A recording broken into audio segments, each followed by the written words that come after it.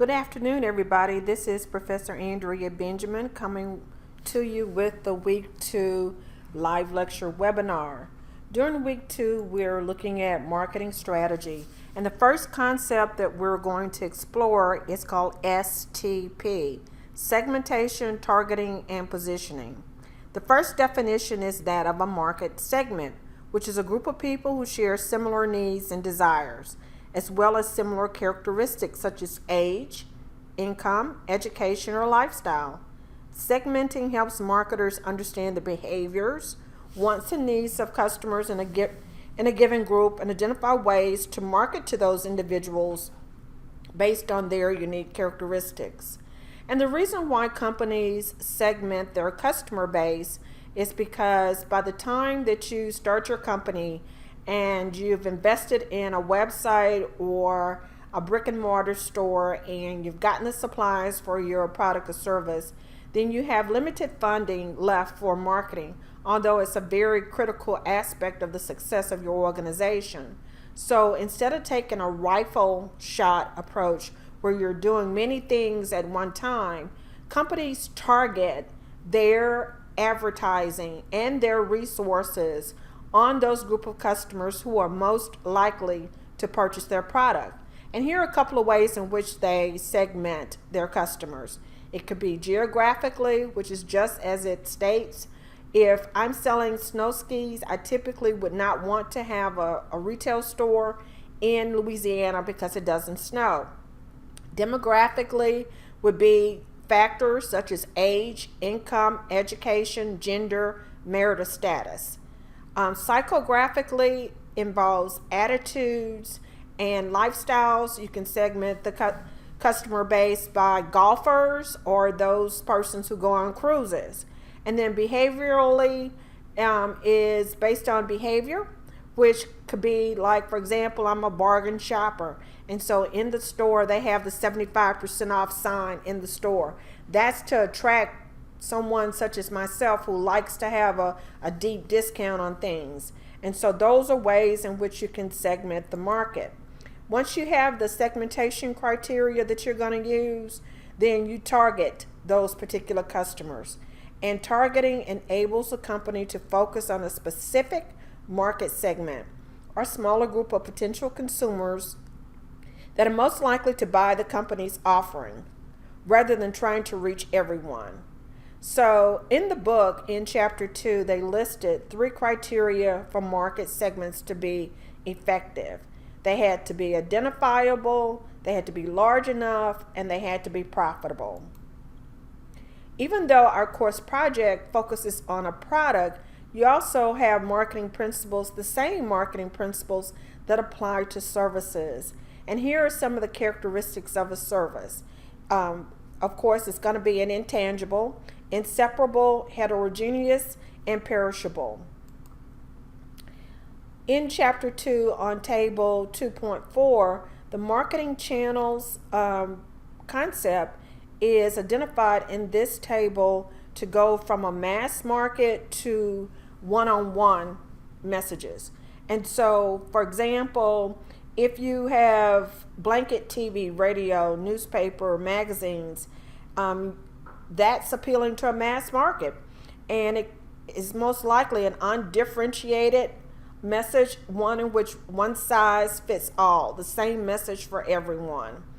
I was trying to think earlier of an example of a one size fits all message. And one example that I thought of was airlines. They do group consumers by business, passengers, and then everybody else. But that message to everybody else, no matter what age, income, is basically the same. And then if you go to your right on table 2.4, the messages become more tailored or more one-on-one. For example, special interest magazines such as a magazine for electronics or a magazine for engineers. We have a more differentiated message tailored to that audience. In the book, they also list the marketing process steps, and I'd like for you to go through and review those. But particularly for step 4, you're going to look at the execution step. And so the reason why this step is important in each one of them is because you're going to design your own marketing campaign for your product, for the course project. And so in the execution step, you're developing your media plan. Like, how much TV are you going to have? How much radio you're going to use? Are you going to use magazines? What about billboards? And so what is your budget? What is your timeline? And then the creative part, what is going to be your message that you're going to use? The focus of our discussion question this week is marketing research. And when a company conducts that marketing research, that data is used to drive that one-on-one targeted message. Then you implement your campaign, you execute it. Once you execute it, you want to monitor it to see how is it working for you. How many website visitors are you getting? How much traffic are you getting in your store? So once you determine that you perhaps need to get more, then you may need to adjust your message accordingly.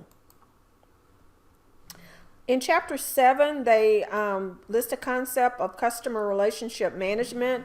That is a system, a software program that companies use to develop relationships with their customers. Amazon, for example, has that.